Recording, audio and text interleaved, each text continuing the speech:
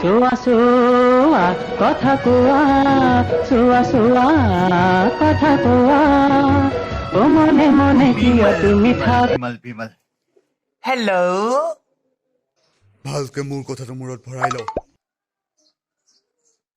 তোৰ কথাটো মূৰত ভৰাই ললো ক 10 টকীয়া বিমল এতিয়া 20 টকা হ'ল। খাবলৈ অকাল আছে তোৰ? মিছা কথাটো কবলৈ আহিছ কি মিছা কথা কবলৈ আহিছ বিশ্বাস নহয় যদি দোকানত গৈ সোধ কিমান লয়। যদি কেনেবাকে যদি 20 টকা ল'বলৈ হয় তোক মই এনেকুৱা মাৰিম।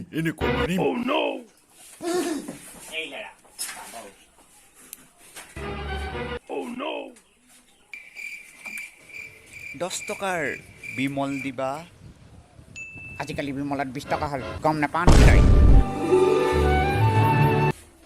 মোৰ কথা বিশ্বাস নকৰ? মই তোক কৈছিলো হা শিখৰ 20 টকা বুলি মই তোক কৈছিলো হা তোক ক'লে বিশ্বাস নকৰ। এইফালা তোক মই বস্তু দেখোঁ এইফালা।